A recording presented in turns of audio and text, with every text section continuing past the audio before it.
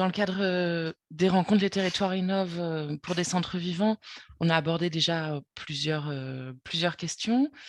La question de se déplacer en ville et de se déplacer vers la ville nous paraissait déjà un élément clé sur les enjeux climatiques, mais ça, c'est quasiment une évidence puisque les reports modaux et la part modale des déplacements thermiques est quelque chose de très important si on veut réussir la limitation des changements climatiques. La question de la mobilité dans la ville et dans les territoires, c'est aussi une question de vivre ensemble et une question d'aménité dans les centres et de convivialité et d'une ville agréable pour tous, quels que soient les différents usagers et les différents modes de transport. Et puis, à plus court terme que le climat, il y a un enjeu sur la mobilité qui est celui de la santé. Parce que réduire les mobilités thermiques et augmenter les mobilités actives, c'est un double levier et sur la qualité de l'air et sur la santé des personnes qui se déplacent plus de manière active. Donc la mobilité, c'est un enjeu. La mobilité et la centralité, c'est à voir ensemble parce que dans les 2 cas, il faut prendre le temps de se poser et d'avoir une approche stratégique des actions. C'est-à-dire qu'il y a plein de choses à faire, plus ou moins difficiles à mettre en place, plus ou moins impactantes. Mais en tout cas, on voit bien au fil des différentes expériences que les actions les plus impactantes sont celles qui s'inscrivent dans une vision plus globale et stratégique. Que ce soit sur l'accès aux services, que ce soit sur la cohérence des différentes mobilités. Voilà, avant de mettre en œuvre une action, c'est intéressant de la réancrer dans une vision plus globale sur le centre et sur les mobilités. Je ne vais pas en parler beaucoup plus longtemps parce que je n'ai pas d'expertise en matière de mobilité et je vais laisser nos témoins nous en dire un petit peu plus et puis je vais vous laisser la main pour introduire la rencontre. Merci Marianne pour ce petit rappel thématique et pourquoi on a choisi cette thématique de la mobilité qui rejoint plusieurs domaines importants et qui nécessitent un petit peu un travail de planification, comme on le verra dans les différents retours d'expérience qui vous seront présentés. Donc un petit rappel sur le déroulé qui va nous occuper jusqu'aux environs du midi. On va vous proposer dans un premier temps un petit temps pour se mettre dans le sujet, avoir quelques éléments d'actualité sur la thématique de la mobilité en Bretagne. Donc, ça sera sous forme de petits quiz. On vous invitera à répondre à différentes questions. Ensuite, on aura le témoignage de M. Ludovic de Vernet, qui est président de l'association des Paris Imminents pour l'hôtel de la gare d'Endon, qui nous fera un petit retour sur une expérience qui a été menée au niveau de l'hôtel de la gare et qui est toujours en cours pour notamment expliquer un petit peu la thématique de la création de pôles multiservices autour de la question des mobilités, nous expliquer un petit peu comment a été traitée cette thématique et les différents partenaires qui ont été engagés dans la démarche. On aura un temps d'échange d'une quinzaine de minutes. Ensuite, on accueillera M. Benoît Bitorel, responsable transport et déplacement de Concarneau-Cornouailles Agglomération, qui nous parlera de l'organisation du covoiturage de proximité. Donc encore là, pour refaire le lien avec ce que disait Marianne Pabeuf, encore un sujet qui permet de faire le lien un petit peu au centre des villes et entre la ville et la périphérie. Donc, un nouveau petit temps d'échange à partir de 10h30. Et ensuite, on accueillera Madame Viviane Aïd Taleb, qui est adjointe aux mobilités à la commune de Béton, qui nous parlera d'un travail qui a été mené sur les mobilités à l'échelle de la commune métropolitaine et comment travailler en partenariat avec les différents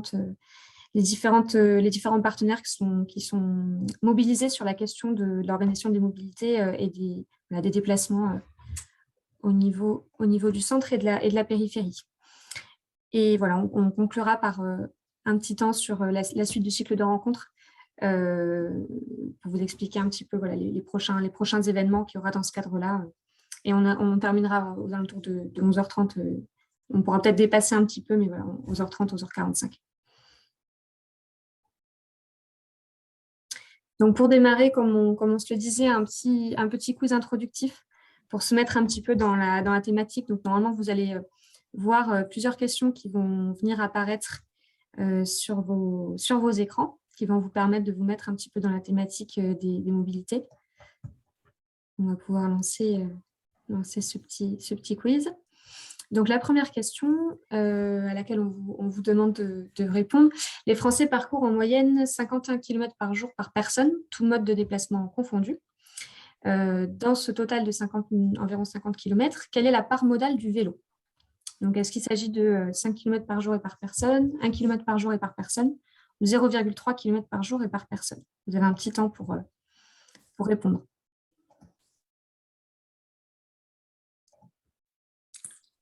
Alors, je visualise les résultats en même temps. Pour l'instant, c'est une majorité de 0,3 km par jour. On a 33 personnes qui votent pour 1 km par jour et seulement 2 personnes qui pensent que c'est 5 km par jour. Je vous laisse encore quelques secondes. On met fin au sondage. Hop, et on vous partage le résultat. Et la bonne réponse était, Marianne, 0,3 km par jour et par personne. Donc, une fois n'est pas coutume, la majorité avait raison pour cette réponse.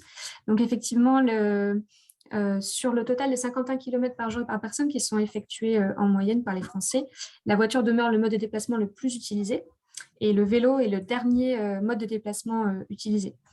Et vous allez voir sur le diaporama suivant, on a un petit graphe d'une compilation de données. On va aussi pouvoir vous passer une petite... pardon, j'ai perdu ma petite fenêtre. vidéo Voilà. qui apparaît normalement. Voilà, c'est ça. Ouais. Une petite vidéo qui montre la substitution des modes de déplacement en fonction des années, l'évolution du temps. On n'a pas de son, par contre, oui.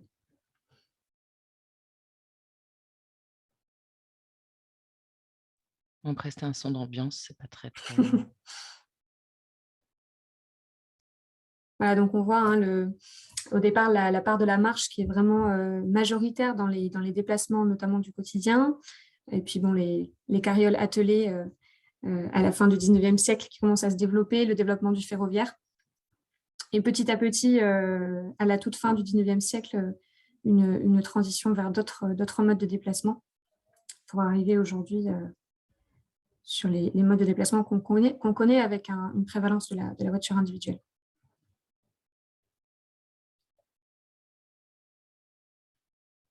Vous voyez l'apparition du vélo vers la fin du 19e siècle qui se démocratise.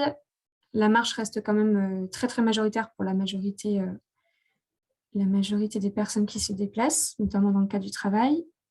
Et on voit apparaître au début du XXe siècle la voiture, les autres modes de déplacement comme les transports collectifs, le bus et le car, et les 2 roues motorisées qui représentent encore une part vraiment minoritaire dans l'ensemble des déplacements.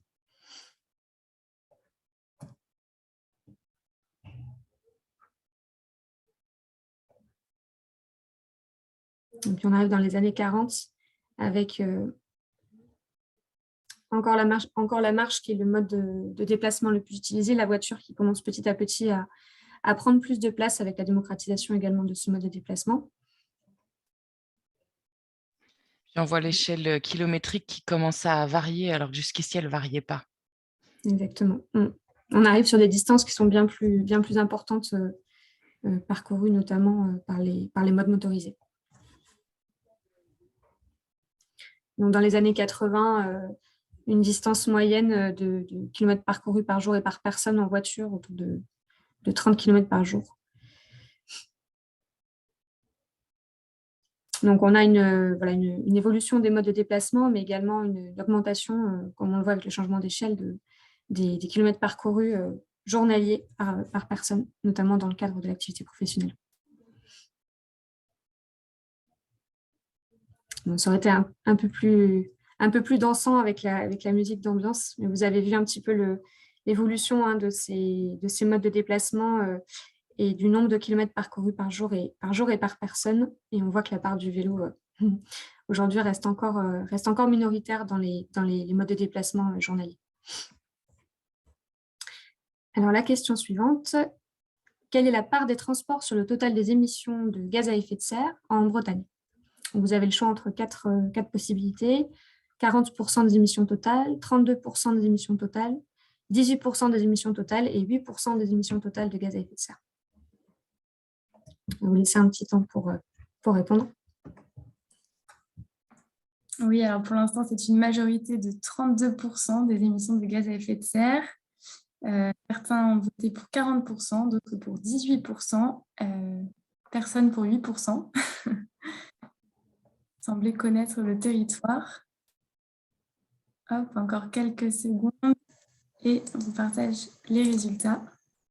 Et donc, la bonne réponse était 32%. Donc, encore une fois, la majorité l'emporte sur cette réponse. On a effectivement 32% des émissions totales de gaz à effet de serre qui sont dues au secteur des transports en Bretagne, qui est le principal émetteur de dioxyde de carbone sur le territoire.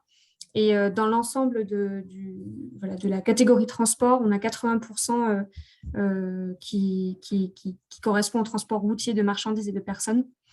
Et de manière générale, 50% des émissions de dioxyde de carbone sont dues au transport en Bretagne.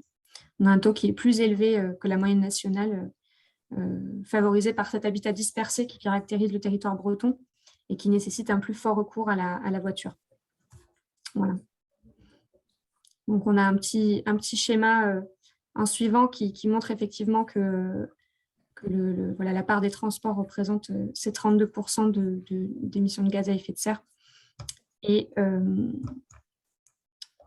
la part des autres types de produits qui sont issus, des nuisances qui sont issues du transport, notamment routier, avec les autres types de gaz qui sont émis.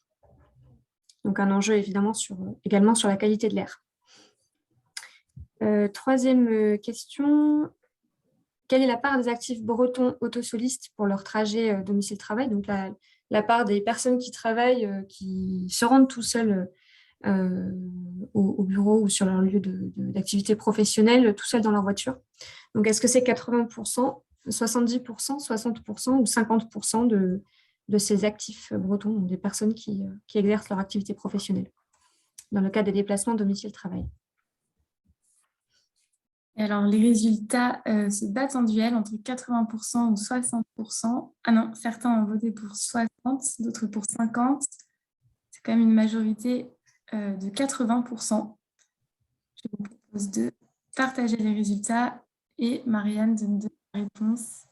Merci Margot. Donc effectivement, il y a 80, c'était encore une fois la majorité qui l'emporte, même si j'ai cru comprendre qu'il y avait une petite incertitude sur les 70% et 60%. On a bien 80% des actifs bretons qui utilisent la voiture pour se rendre sur leur lieu de travail.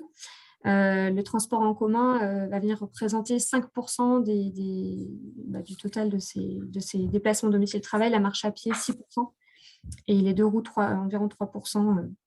Voilà. Donc, en moyenne, on a un trajet domicile-travail qui correspond à 20 km. Comme on le disait tout à l'heure, hein, c'est une distance parcourue qui a énormément évolué, notamment depuis le début du XXe siècle. Et 95% des trajets sont inférieurs à 50 km. On a une part des trajets longs qui a fortement augmenté, comme on le disait. Et puis, les trajets de moins de 5 km, qui étaient la majorité, la moitié des déplacements dans les années 80, ne représentent aujourd'hui plus que 28% de l'ensemble des déplacements. Donc, des déplacements domicile-travail qui ont largement augmenté en distance. C'est des trajets courts qui se sont réduits dans le total des trajets. Alors, la question suivante. L'autopartage compte aujourd'hui près de 100 000 utilisateurs sur toute la France. Donc, on vous demande de commenter cette affirmation. Est-ce que c'est vrai ou faux, selon vous? Alors, la majorité pense que c'est vrai. Ça tend à s'équilibrer un petit peu. C'est vraiment partagé. Vrai, faux, vrai, faux. La majorité pense que c'est vrai. Je vous partage les résultats. Marianne donne la réponse. Et non, pour cette fois-ci, donc la majorité n'a pas raison, puisque la bonne réponse était la réponse faux. On a 300 000 utilisateurs d'autopartage en 2019. Et ce qu'il faut noter, c'est qu'entre 2019 et 2022, on a un marché de l'autopartage qui a connu peu d'évolution, contrairement à ce qu'on pouvait imaginer, en raison aussi du contexte sanitaire. Aujourd'hui, on compte une vingtaine d'opérateurs à peu près qui proposent un peu plus d'une dizaine de milliers de véhicules en autopartage et 300 000 autopartageurs actifs. Voilà. Donc, concernant ce marché justement de l'autopartage, on a un autopartage dit en boucle qui correspond au fait de récupérer, restituer un véhicule à une station sur réservation pour une durée définie, qui domine largement le marché, à la fois en termes de nombre d'opérateurs et de villes desservies.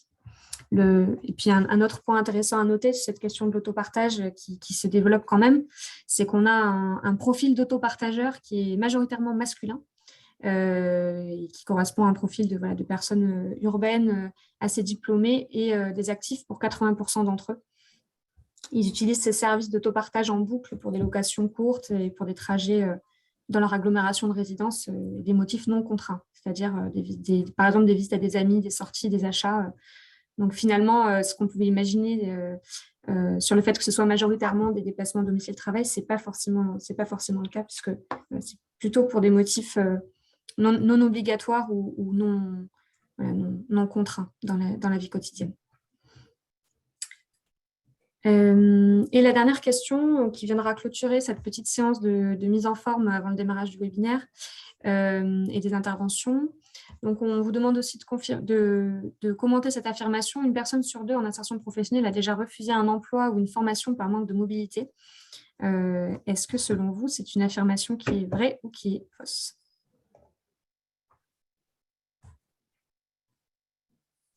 Alors là, les résultats sont sans appel.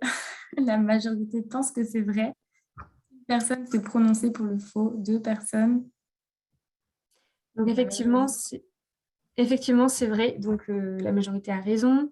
On a une personne en insertion sur 2 qui a déjà refusé un travail, une formation pour des questions de mobilité. Les employeurs également qui rencontrent des difficultés pour pouvoir des postes sur des questions de mobilité. Environ 60% des entreprises qui ont déjà vu un candidat refuser un poste pour des questions de mobilité. Donc, évidemment, la mobilité, au-delà de ces enjeux d'aménagement et puis liés à la diminution des émissions de gaz à effet de serre, c'est véritablement un enjeu économique pour les ménages et globalement pour l'ensemble des acteurs économiques. Donc, il y a vraiment un enjeu à favoriser la mobilité des salariés et à répondre à ces questions qui se posent aussi au niveau du marché du travail. Alors, voilà pour ce petit temps de mise en jambe. Et sans transition ou avec une légère transition, on va laisser la parole à M. Devernay, qui est donc président de l'association des Départ imminents Comté de la Gare et qui va vous présenter ce retour d'expérience, puisque justement, on parlait de combiner ces différentes problématiques à la fois d'inclusion, d'intermodalité, de projets qui puissent permettre d'inclure un petit peu les différents acteurs du territoire autour de la mobilité, et qui va donc vous parler du projet de mobilité durable à la gare d'Hennebont. Donc je vais lui laisser la parole pour qu'il nous fasse ce petit retour d'expérience. Ok, bonjour, vous m'entendez bien? Oui, on vous entend et on vous voit très bien. Donc, il me reste 3 minutes, si j'ai bien lu l'emploi. On a quelques petites minutes de retard, mais voilà, comme on avait prévu un petit peu large. D'accord. Bon, je corrige, ce n'est pas tout à fait un retour d'expérience, c'est plutôt une expérience que l'on est en train de lancer, mais le retour d'expérience, je pense, c'est plutôt le montage du projet. Donc voilà, donc on est une association qui a mis au point un tiers 2. Alors, je vous laisse peut-être passer les diapos, c'est ça? C'est vous qui… Ok. Voilà, donc là, vous voyez la gare d'Hennebont, ça pourrait être un peu n'importe quelle gare TER de province en France, qui malheureusement a… En fait, elle fonctionne beaucoup déjà quand même. Hein. Il y a 26 trains par jour qui s'arrêtent et entre 200 et 250 personnes qui montent et descendent du train tous les jours. Cependant, le guichet a fermé l'année dernière. Et donc, nous avons répondu à un appel à projet Mille et une gares. Je ne me souviens plus, c'est la diapo suivante, hein, je pense. Vous pouvez avancer. Voilà, pour vous situer, la gare d'Hennebont, c'est une gare qui est certes sur la ligne TER du Sud-Bretagne, qui relie Rennes à Quimper, mais c'est aussi une gare qui est à 5 minutes de TER de Lorient. Donc, c'est une particularité du fait que le train se trouve en fait, les utilisateurs du TER sont à la fois des utilisateurs régionaux qui vont aller à Vannes, Quimper, etc., mais aussi avec un potentiel de développement important entre Hennebont et Lorient, où on se trouve plutôt sur un déplacement d'agglomération, ce qui n'est pas forcément évident à concilier.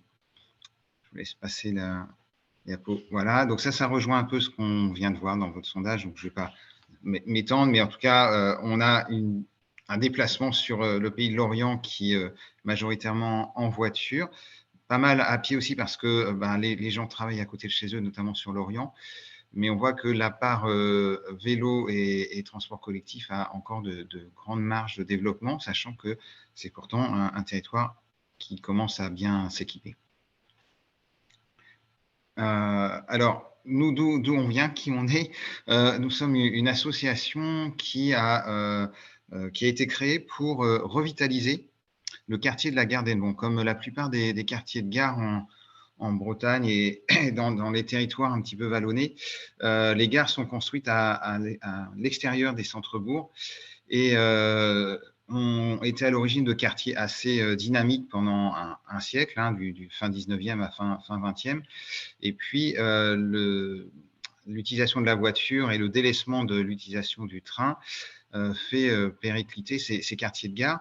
Et nous sommes fixés comme objectif d'essayer de revitaliser, de remettre en vie ce quartier de la gare d'Hennebont en partant d'un projet particulier qui est celui que vous voyez sur la diapo, de refaire vivre l'ancien hôtel de la gare qui a fermé maintenant il y a 8 ans. Donc, on y a lancé dedans un projet qu'on appelle couramment un tiers-lieu, avec un restaurant, café qui accueille des activités associatives, et puis 9 petits logements qu'on appelle de transition pour les gens de passage qui ont besoin d'une solution d'hébergement, le temps de trouver une solution plus pérenne de logement. Et puis, on avait aussi prévu des bureaux partagés, parce que la demande est forte. Alors oui, les diapos juste voilà, pour présenter. Donc, la partie en bas, café-restaurant de quartier, c'est avec des activités à la fois d'insertion où on aura du personnel handicapé qui va venir apprendre à travailler dans un restaurant. Et puis, ce qu'on appelait l'atelier qui est aussi un lieu où les gens, et notamment on a une forte demande associative où des différents intervenants pourront intervenir et avoir des activités liées au quartier. Je vous laisse passer après. Voilà. Alors, c'est un projet qui, heureusement, s'est construit petit à petit sur une équipe. Aujourd'hui, on a une association d'une 60aine de personnes avec un noyau dur d'une dizaine de personnes et qui a demandé donc on va dire, plusieurs années de mise au point pour trouver notamment le financement, le modèle économique, et puis qui a été retenu par un appel à projet de l'Agence nationale de cohésion des territoires. Donc, on est labellisé Fabrique des territoires, ce qui nous permet aussi à la fois d'avoir une subvention de départ, mais aussi de profiter du réseau France Tiers-Lieux, Bretagne Tiers-Lieux, des tags aussi, qui nous aident à monter ce projet d'économie sociale et solidaire. La diapo, voilà. Et alors, tout en montant ce projet, on a été contacté par la municipalité qui nous a signalé un appel à projet sur la gare d'Hennebont, qui est donc le bâtiment juste en face de notre hôtel, qui vise à réutiliser les parties qui ne sont plus utilisées dans les gares, et notamment les logements. Hein, donc, il y avait le logement du chef de gare. Et nous avons répondu présent à cet appel à projet pour proposer d'y installer les bureaux partagés que l'on voulait mettre au départ dans l'hôtel, en se disant, si on peut développer l'activité au sein de la gare, que les gens puissent travailler à la gare et ensuite aller au rendez-vous ou venir en rendez-vous en train, ça pourrait être très bien. Et puis, à ce moment-là, on a été contacté aussi par SNCF TER, c'est-à-dire l'exploitant pour le compte de la région qui fait circuler les TER en région Bretagne, qui était en train de fermer le guichet de la gare pour nous proposer d'expérimenter, de reprendre en fait le portage de ce guichet, ce qui est un défi assez important pour trouver un équilibre économique, puisqu'en fait les guichets de ces petites gares vendent très peu de billets, donc il a fallu inventer des activités qui répondent à la fois aux besoins, aux nouveaux besoins dans les gares de TER et qui permettent aussi de trouver un équilibre économique. Alors, je vous laisse passer. Et donc, pour essayer de trouver la programmation idéale, ou en tout cas à mettre en place, en fait, on a proposé une expérimentation sur 3 ans en répondant à un autre appel à projet qui est porté par l'État enfin, par l'ADEME, qui s'appelle Territoire Nouvelle Mobilité Durable. Donc, on a labellisé ce projet comme, on a nommé ce projet Actes et Retour. L'idée, c'est de passer aux actes sur ce qu'on entend un peu partout de ce qu'il faudrait faire et d'évaluer pendant quelques années cette expérience et ensuite de la partager le plus largement possible pour en faire profiter la plupart des autres gares de TER. Donc, c'est un petit peu inventer, expérimenter la gare TER de demain sur la gare d'Hennebon. Je vous laisse passer. Alors, pour pouvoir faire cette expérimentation, en fait, on s'est simplement posé pendant 24 heures sur la gare d'Hennebon. On a, les uns après les autres, le collectif s'est relayé pour observer ce qu'il se passait autour de cette gare, dans le quartier de la gare. Ça nous a permis d'identifier non seulement les usages, mais surtout les besoins et des pistes d'action que l'on pourrait proposer. À titre d'exemple, on a remarqué que les gens arrivaient longtemps en avance en Bretagne, ce qui n'est pas le cas forcément partout en France, et attendent dehors, dans le froid ou dans leur voiture ou dans les abris, que les trains arrivent. Et donc, il y a une centaine, 100, 150 voyageurs le matin qui attendent dans le noir et le froid pour prendre les trains entre 6 h et 9 h du matin. Et puis, une fois que tout le monde est parti, à 9 h et quelques, la gare ouvre. Donc, nous, on s'est dit, là, il y a quelque chose à faire, c'est que nous, on va proposer plutôt une ouverture sur des horaires plus restreints, mais qui correspond exactement aux horaires où les gens sont là. Donc, vous voyez, c'est toute une série, juste pour illustrer, toute une série d'observations que l'on a pu mener pour, en fait, construire notre proposition de projet. Je vous laisse passer. Alors voilà la composition du projet sur la gare d'Hennebon, qui est donc sur les 2 étages de la gare. En bas, au rez-de-chaussée, nous proposons un accueil en gare et en haut, des bureaux et salles de réunion. Alors, je ne sais pas s'il y a peut-être juste la diapo suivante, on va pouvoir détailler un peu plus. Voilà, là, vous voyez le plan du rez-de-chaussée. Donc, l'accueil en gare consistait,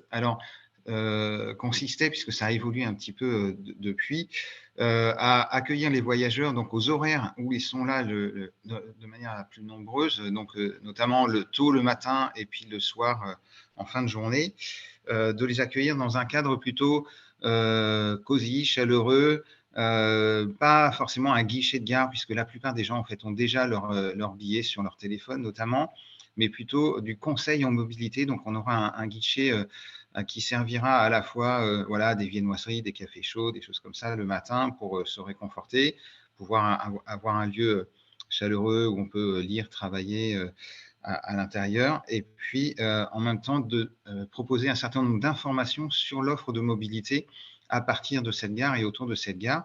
Et puis, une part importante aussi sur la location et le gardiennage de vélos, puisqu'en fait, beaucoup de gens viennent à vélo, et si on veut développer l'usage du train ici, c'est très pratique en fait de venir à vélo, ou d'arriver en train et de repartir en vélo, mais en fait, il manquait un endroit pour les stationner, et puis il n'y a pas de location. Donc, depuis, en fait, on a un petit peu avancé sur ce sujet avec la région Bretagne qui nous propose d'installer un gros local extérieur pour garder les vélos en sécurité. Et puis nous, on pourra se concentrer sur la location, puisque les gens qui arrivent en train, pourront continuer en vélo. Voilà pour le rez-de-chaussée. Donc oui, voilà pour l'étage. Alors là, on propose de travailler, se rencontrer en gare. Là aussi, c'est suite à un certain nombre d'échanges avec les partenaires, et notamment des partenaires sociaux, qui nous ont dit être en demande de lieux où on peut se rencontrer, avoir des rendez-vous en gare, notamment pour les gens qui n'ont pas de véhicule. Donc, on va proposer à la fois des bureaux pour ceux qui veulent travailler en gare, mais aussi des salles de rencontres, de rendez-vous que l'on peut réserver à l'avance, et puis une petite salle de formation, ce qui permet d'organiser des petites formations. Ça se multiplie énormément, ce type d'offre, Et là, de les faire en gare, c'est extrêmement intéressant puisqu'on peut venir de toute la Bretagne ou même de toute la France en train facilement pour venir faire une formation. On n'a pas besoin de se déplacer plus loin que de la gare. Donc, c'est un bon point de rencontre pour se former, échanger et conduire des rendez-vous. Alors, on a aussi un groupe de travail qui va se pencher sur l'optimisation des espaces publics qui est, comme vous le voyez sur la photo aérienne, aujourd'hui, en fait, l'espace public est essentiellement dédié à la voiture. Le piéton a très peu de place. Les transports en commun aussi, si on veut en faire un pôle d'échange multimodal, sont aussi un peu relégués sur le côté, n'ont pas vraiment de place. Donc, on a élaboré dans le cadre d'un groupe de travail à une dizaine de personnes sur plusieurs journées, voilà, un projet de réaménagement du site de la gare qui répondent mieux aux besoins et aux usages tels que nous avons pu les observer. Et puis, on a aussi un peu anticipé sur le développement, notamment de l'offre d'intermodal autour de cette gare. Donc, c'est un projet que l'on a présenté à la fois à la commune et à la SNCF, à l'agglomération. Et donc, a priori, c'est pas trop mal parti pour que ce projet puisse se réaliser, on espère, de manière la plus qui réponde le mieux à ce que l'on a pu mettre sur ce dessin. Je vous laisse continuer. Alors, voilà, après, nous, un chantier important que l'on commence là en fin d'année, puisqu'on a un chargé de mission mobilité qui va prendre ses fonctions, ça va être d'explorer justement le futur fonctionnement de cette gare et d'observer ensuite la mise en place des expériences sur cette gare. Donc, on va aller au contact directement des automobilistes, par exemple, qui sont dans les bouchons tous les soirs pour rentrer chez eux, juste à côté de la gare. Donc, on va aller les interroger. On va leur proposer d'expérimenter d'autres modes de transport. Peut-être qu'on leur offrira des billets et en échange, on leur demandera de nous faire part de leur retour d'expérience. On va aller voir les principaux employeurs. Là, on voit aussi des photos qui sont des ateliers organisés par la commune sur optimiser les déplacements à vélo sur le terrain. On voit sur le petit graphique en bas à droite aussi un des membres de l'association qui fait des observations tous les ans sur la part modale des vélos à la sortie d'Hennebont. Voilà, donc on mène toute une série d'expériences là qui commencent ce mois-ci notamment sur la gare d'Hennebont avec l'objectif principal, c'est d'essayer de trouver un équilibre économique pour une telle gare, de trouver aussi quel mode de fonctionnement correspond mieux. D'ailleurs, là, vous voyez, nous sommes en réunion dans la gare et de le partager le plus largement possible. Donc, on a prévu une part de notre budget sur ce travail de communication et de partage de cette expérience pour en faire profiter un maximum de personnes. Et je pense que, en tout cas, la région Bretagne et la SNCF nous ont largement fait comprendre qu'ils étaient particulièrement intéressés par ces retours d'expérience pour sûrement enrichir leur projet. Voilà, donc c'est un projet qui, là, c'est juste le calendrier de mise en œuvre. Donc, pour vous expliquer que nous n'en sommes qu'au tout début. Vous voyez, on démarre là, à l'automne, les premières expérimentations. Et puis, ça va durer 2 ans. Et donc, en 2025, on pourra avoir des retours d'expérience bien plus argumentés. Et j'espère qu'ils pourront servir à tout le monde. Merci beaucoup pour cette intervention très, très illustrée. Donc, je pense qu'on a un aperçu un petit peu plus clair de cette expérimentation, de ce projet que vous menez. Il y a plusieurs réactions dans le chat qui vous félicitent pour la mise en place de ce projet et ses retours d'expérience. On a quelques minutes, 7 minutes à peu près pour échanger et on va pouvoir vous relayer un petit peu les questions des différents participants. Donc, vous en parliez un petit peu à la fin, la question du modèle économique de cette expérimentation. Est-ce que vous auriez quelques informations supplémentaires sur le fonctionnement les pistes de modèle économique que vous avez déjà pu peut-être dessiner avec les différents partenaires? Est-ce que vous pouvez nous en donner quelques lignes? Oui, c'est le point le plus délicat. On va avoir des dépenses qui sont à but d'intérêt général, d'intérêt collectif. Par exemple, on va avoir des toilettes publiques gratuites dans la gare, ce qui est devenu extrêmement rare dans les gares aujourd'hui. Donc ça demande de payer des personnes pour l'entretenir, etc. C'est clair qu'en revenu, en fait, on a très peu de choses puisque on va pratiquement pas vendre de billets, les gens les ont déjà. Et on va faire du conseil gratuit. Donc, vous voyez que c'est très, très faible. L'accueil en gare, en fait, est une très grosse perte pour nous. Donc, il faut qu'on compense avec d'autres offres autour. Et c'est pour ça que le fait de relier la gare et notre hôtel de la gare et d'avoir à la fois des bureaux partagés, des logements, un restaurant, va permettre de mutualiser nos moyens, notre personnel, d'équilibrer un peu nos dépenses et recettes. Mais c'est clair que, par exemple, les gens qui vont manger le midi dans notre restaurant vont un peu payer l'accueil de la gare, vous voyez, ou les gens qui vont travailler dans les bureaux vont aussi un peu payer l'accueil de la gare. Donc, il faudra aussi qu'on arrive à bien chiffrer ça sur ce que coûte l'accueil en gare, finalement, pour voir comment est-ce que, notamment, les concessionnaires, enfin, plutôt les collectivités compétentes, je pense notamment à Aglo, région, sur la mobilité, puissent aussi nous aider à apporter ce complément. Voilà, donc c'est pour ça qu'on part sur 3 ans d'expérimentation et c'est vrai que certainement, il faudra recadrer un peu au bout de 3 ans pour s'assurer que l'équilibre soit pérenne à longue durée.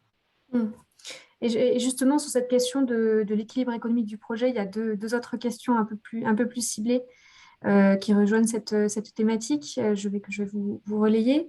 Alors, la première question, qui a porté l'achat de l'hôtel et ou sa rénovation? Et la deuxième, est-ce que vous avez un estimatif du coût des travaux liés à l'opération? Alors, c'est peut-être un peu trop général Oui. à ce stade, mais… Alors, donc l'hôtel de la gare, donc c'était le projet de départ. Donc là, dès le départ, on avait prévu de créer une société civile immobilière partagée. Donc aujourd'hui, on est 34, mais on est en train de grandir. On va être une quarantaine en fait d'associés qui sont propriétaires de cette gare et qui ont payé à la fois l'acquisition et surtout les travaux qui sont très chers, puisque le budget de cette gare, pardon, de l'hôtel, le budget achat plus travaux de l'hôtel représente quand même un investissement de 600 000 euros.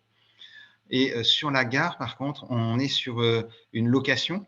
C'est la SNCF, Gare et Connexions, qui reste propriétaire de la gare, et tant mieux d'ailleurs, c'est hyper important que ça reste dans le giron de la SNCF. Et donc, nous sommes locataires et on a une convention d'investissement où la SNCF va investir, on va dire, un peu plus des 3/4 des travaux à faire sur la gare. Et puis nous, en fait, on investira sur plutôt l'aménagement, décoration à l'intérieur. Voilà, et c'est le budget travaux sur la gare est de mémoire 210 000 euros hors taxe. D'accord, merci pour ces précisions. Il nous reste encore trois petites minutes pour aborder quelques autres questions. Il y a une remarque sur effectivement le fait que vous ayez travaillé à partir de la question des usages en travaillant sur le design de services et les pratiques des usagers. Donc, une petite mention sur l'intérêt de cette démarche. Et puis, une autre question sur l'implication de l'association des paris imminents et puis de votre mode de fonctionnement dans le cadre de cette association, l'implication des bénévoles. Donc, une question sur comment s'est constituée l'association, comment l'idée est venue et combien de temps y consacrez-vous en tant que porteur du projet, mais aussi peut-être les autres bénévoles, en plus de votre activité principale. Donc, effectivement, la question du temps pris pour soutenir une telle démarche et l'implication des bénévoles. Oui, c'est quelque chose qui est important de ne pas occulter.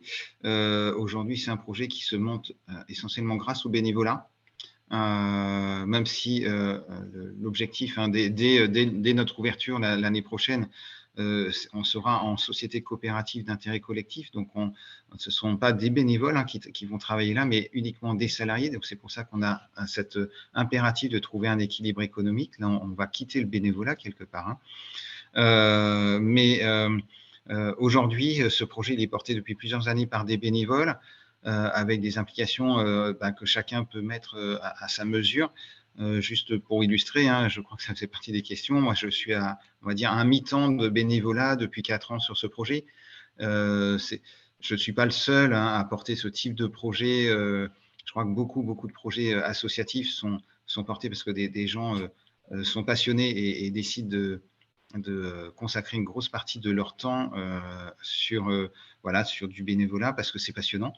il faut pas se leurrer que ce type de projet-là, ça se monte aussi parce que voilà, il y a ces passions et c'est aussi ce que l'on a envie de partager. Et c'est aussi, ça questionne après des sujets passionnants sur une gare comme un lieu de service public qui est réapproprié par des gens bénévoles qui ont envie en fait de la faire vivre et de la relancer. Mais voilà, ce qui est hyper important, c'est de se dire que même s'il y a une forte implication bénévole au départ pour lancer les choses, l'objectif, c'est bien d'arriver à un fonctionnement économique pérenne et autonome. Hein, les bénévoles ne peuvent pas non plus porter ce type de projet comme ça à bout de bras pendant des années et des années. Tout à fait. Merci pour ces précisions, effectivement, un aspect du projet peut-être à ne pas occulter. Très, très rapidement, une question sur la question de l'accès justement à ce pôle intermodal ou à cet espace un petit peu de service. Donc, une question sur est-ce que vous avez pu réfléchir à la mise en place de vélos en libre-service à partir des communes qui permettent d'accéder justement à ce pôle multimodal lié à la mobilité, notamment en train? Oui, alors nous, on va faire de la location de vélos à partir de la gare. Et puis, en fait, après, on est quand même dans une agglomération qui met en place un certain nombre de services. L'idée, c'est de ne pas se substituer en fait, à ce qui est proposé par l'agglomération, par la région, par la commune, mais plutôt d'être à la fois se nicher là où il y a des manques, et puis ensuite peut-être de servir de relais, d'avoir des conventions avec les collectivités pour aider au fonctionnement de ce qu'ils mettent en place. Mais l'objectif, quand même, ça reste que les collectivités compétentes gardent la main sur tout ça. Je ne pense pas qu'une association ou une société coopérative ait vocation à pallier, on va dire, une sorte de manque qui pourrait être sur les territoires, mais plutôt nous, on se propose d'être plutôt une sorte de petite cheville ouvrière et facilitateur, révélateur de choses, mais que chacun garde ses responsabilités, c'est important, parce que ça fait aussi partie de notre système, notre écosystème en fait de la mobilité. Merci pour ce retour et en un mot, parce que déjà félicitations pour avoir tenu le timing qui vous était un petit peu réduit. En un mot, est-ce que vous pourriez nous donner des exemples de projets qui ont été des démarches un petit peu similaires qui ont été menées ailleurs en France? Alors peut-être deux démarches maximum sous forme de mots-clés, comme ça on pourra rester dans notre timing, mais pour donner quelques clés aux participants. Sur la mobilité, vous voulez dire? Sur, je pense, des projets d'expérimentation similaires autour de pôles intermodaux. Enfin, je pense que c'était le sens de la question. Est-ce que vous connaissez des démarches similaires ou engagées ailleurs sur le territoire? J'aurais du mal à citer des noms, des démarches particulières, mais on s'est inspiré en fait les uns les autres de nos expériences un peu partout où on a pu voyager. Et notamment, moi j'ai eu la chance de voyager plusieurs fois au Japon, où l'équipement ferroviaire est extrêmement développé. Et donc les services en gare, alors il y a plein de questions hein, sur justement qui travaille dans les gares au Japon, avec notamment la question des retraites aujourd'hui, qui est extrêmement importante en France, hein, qui est un sujet d'actualité, qui là-bas trouver des réponses sur les services en gare. Donc on ne va pas s'aventurer là parce que c'est un sujet technique et voilà, mais c'est intéressant. Donc on a vu ça, et puis pas mal d'entre nous aussi, on connaît bien les pays nordiques qui sont très développés sur vélo-train, voilà, donc même en Angleterre aussi.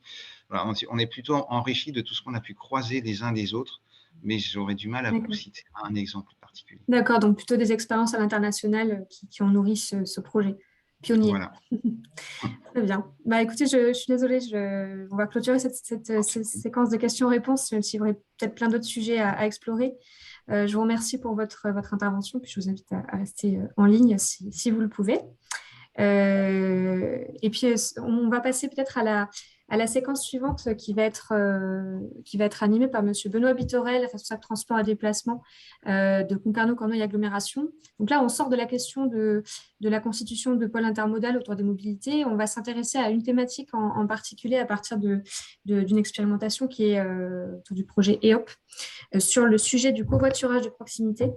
Et voilà, je vais laisser la parole à M. Bittorel pour qu'il puisse nous présenter ce petit retour d'expérience.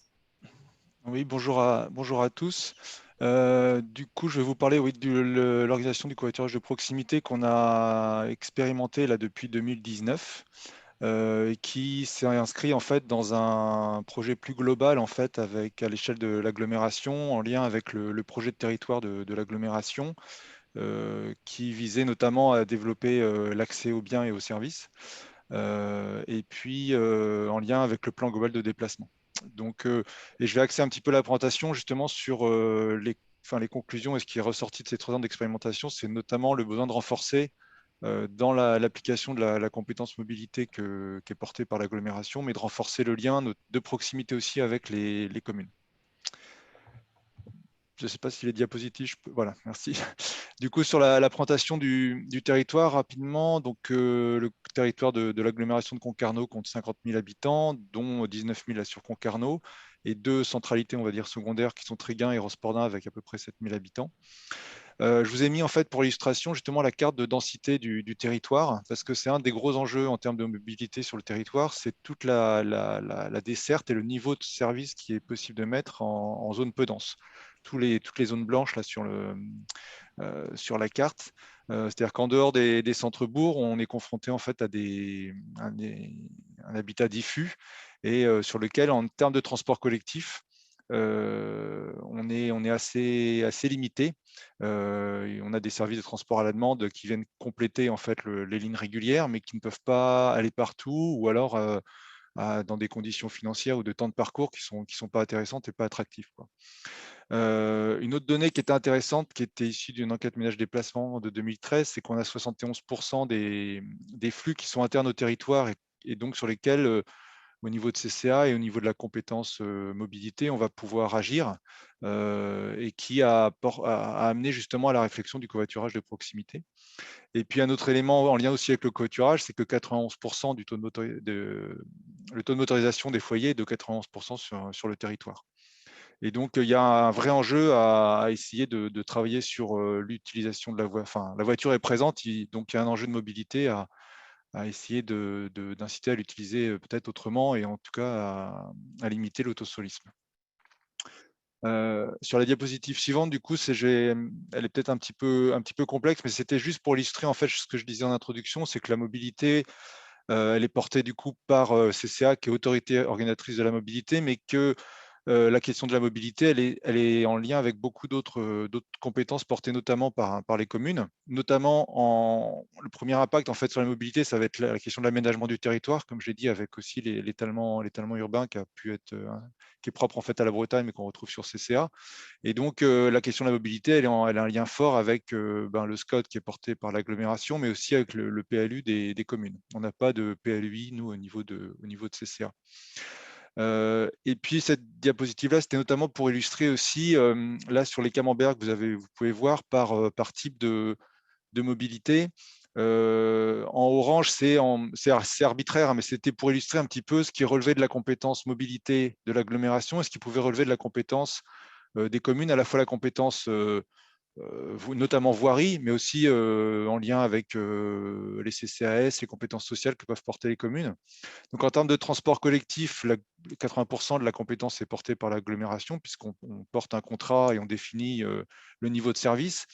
Mais il reste 20% aujourd'hui qui sont en lien avec les compétences variées des communes, notamment sur l'accessibilité des arrêts, sur les conditions de circulation, sur la mise en place de mobilier, notamment les abris voyageurs qui sont mis en place par les communes sur le territoire.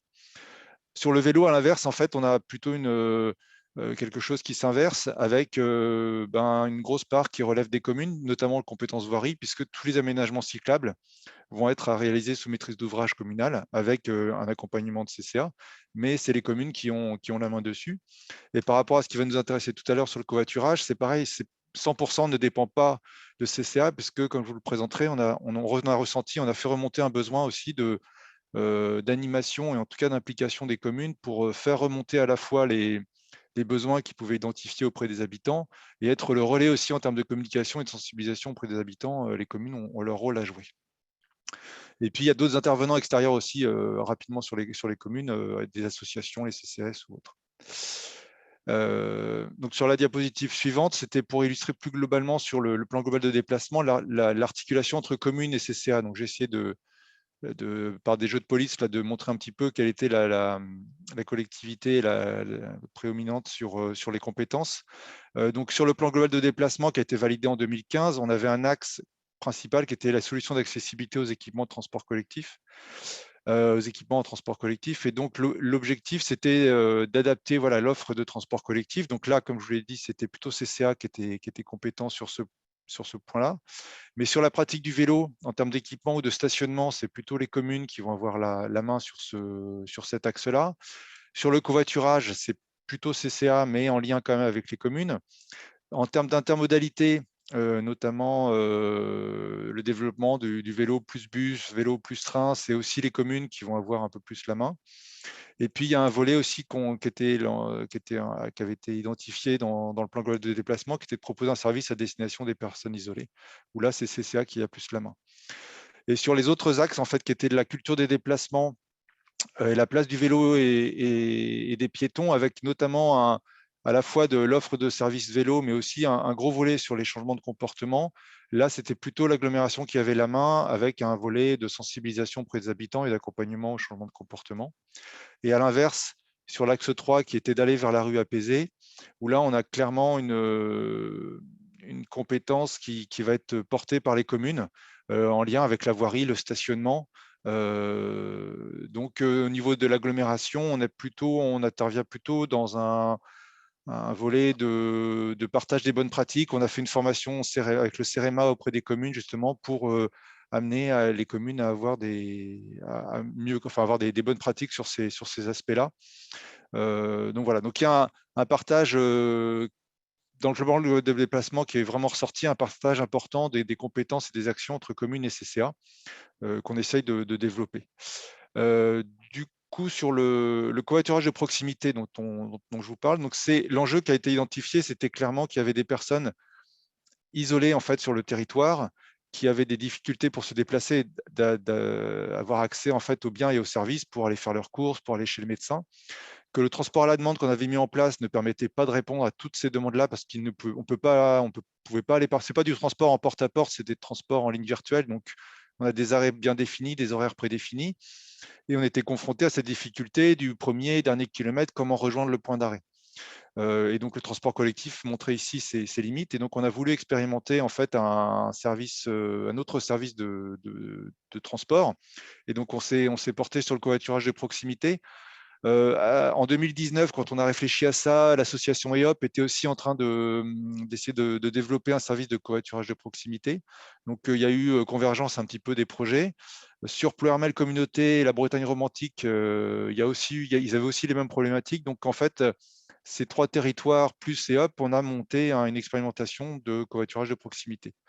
L'idée, c'était vraiment de développer du covoiturage entre voisins. C'était de mettre en relation les personnes qui ont une voiture et qui se déplacent de façon régulière pour aller au marché, pour aller à une activité sportive ou culturelle, et qui, pendant ces déplacements-là, pouvaient dépanner quelqu'un pour qu'il aille faire ses courses, aille à un rendez-vous médical.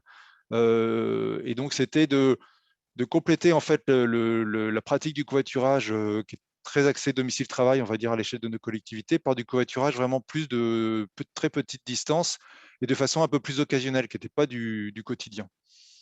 Et l'idée aussi avec le covoiturage, c'était de proposer des solutions pour les personnes isolées, mais sans générer de nouveaux déplacements. Parce qu'on peut mettre en place il y a d'autres solutions qui auraient pu être imaginées, hein, de navettes pour les marchés, mais ces navettes-là, elles ont quand même elles se déplacent pas mal en haut le pied, c'est-à-dire à vide, pour aller chercher les personnes, ensuite les amener au marché. Et donc, ça générait pas mal de kilomètres. Et donc, d'un point de vue environnemental, on trouvait plus intéressant d'essayer de développer le covoiturage qui ne générait pas de déplacement supplémentaire en fait. Et puis l'idée c'était de s'appuyer sur cette expérimentation-là pour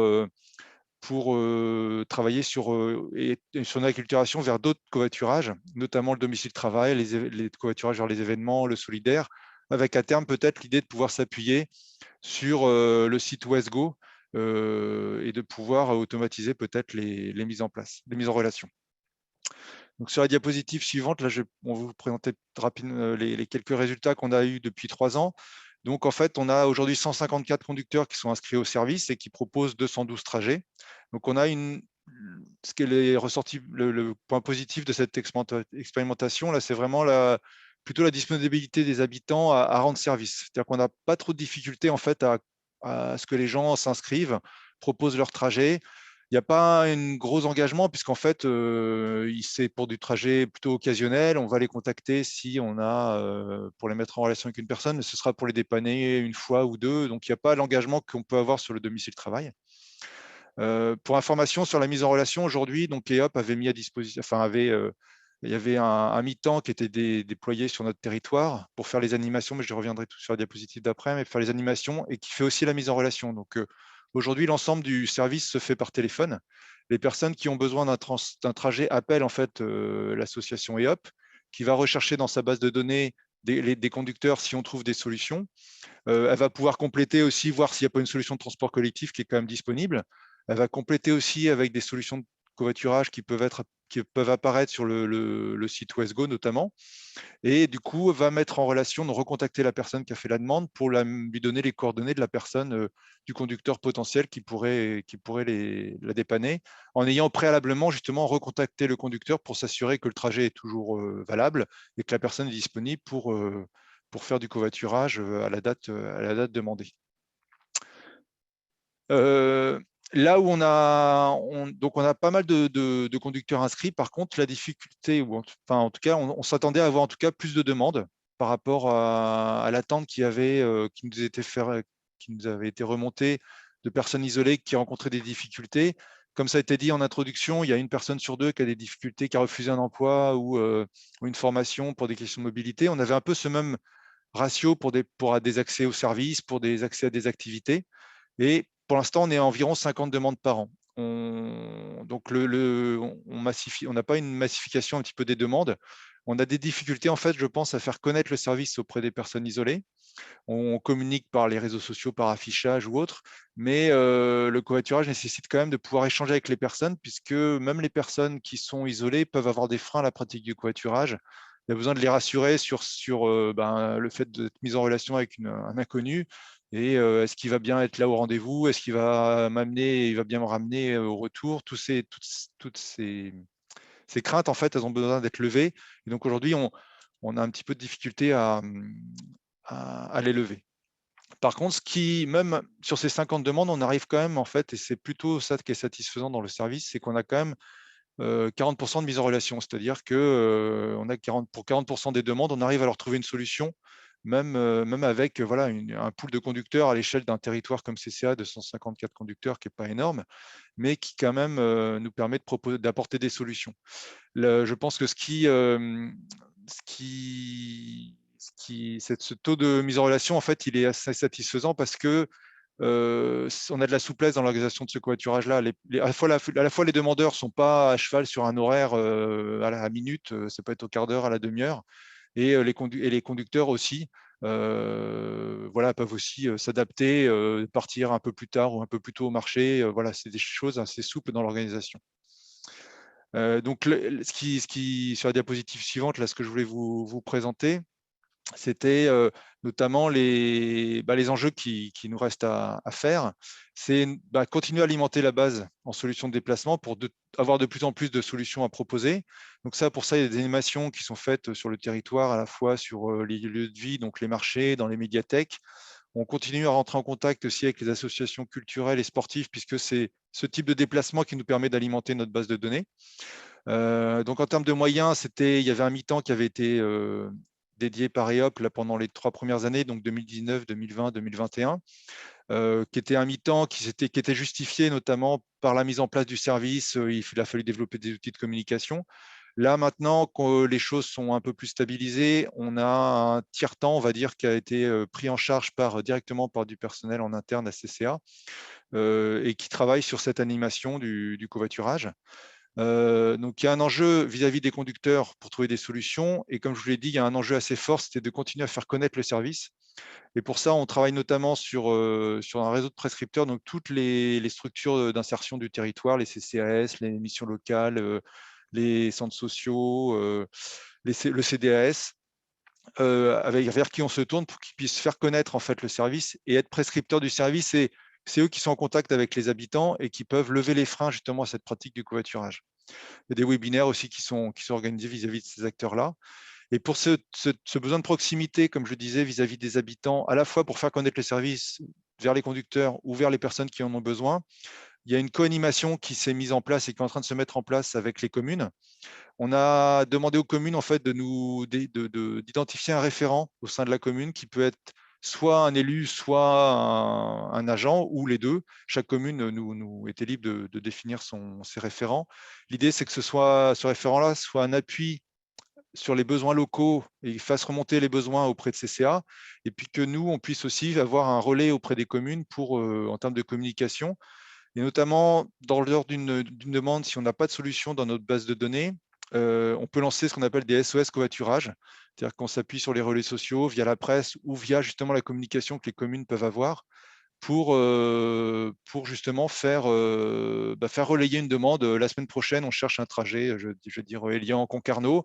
Le matin, si vous pouvez dépanner quelqu'un, merci de contacter IOP. Enfin, voilà. Et par ce biais-là, on arrive des fois aussi à trouver et amplifier nos solutions. Et puis, on a aussi proposé aux communes de signer une charte de covoiturage, notamment cette charte qui va un peu plus loin que le covoiturage de proximité. Mais l'idée, c'était par une charte que ce soit un appui de communication et d'acculturation à la fois pour les élus et par les élus municipaux, puisque l'idée, c'était aussi que cette charte-là fasse l'objet d'une délibération en conseil municipal. Et puis, ça acte aussi le besoin de travail et de co-animation entre l'échelle vraiment locale et l'échelle intercommunale. Donc, voilà, c'est vraiment la conclusion qu'on peut ressortir de ces 4 ans maintenant d'expérimentation, c'est ce besoin d'articulation commune EPCI pour la mise en place de la mobilité, quoi. Merci beaucoup, monsieur Bitterel, pour cette petite intervention. Donc, on a eu une présentation du profil du territoire, une explication un peu détaillée des rôles à la fois de l'EPCI et des communes dans la mise en place de ce service. Et puis, la partie bilan d'expérimentation était aussi particulièrement intéressante pour avoir justement un premier temps de recul sur ce qui a été mis en place depuis 3-4 ans. Je vais vous relayer quelques questions qui ont été posées sur le chat. Alors, il y en a qui ont été plus ou moins répondues entre-temps.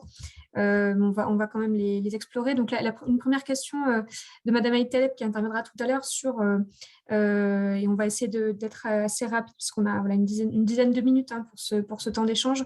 Sur la question de la charge de travail et de la mobilisation concernant la mise en relation donc, entre les personnes qui offrent ces véhicules en covoiturage et puis la mise en relation avec les demandeurs. Vous nous parliez d'un mi-temps qui avait été mis en place côté EOP pour le lancement de la démarche. Est-ce que vous avez pu estimer le temps de travail nécessaire pour la mise en relation ?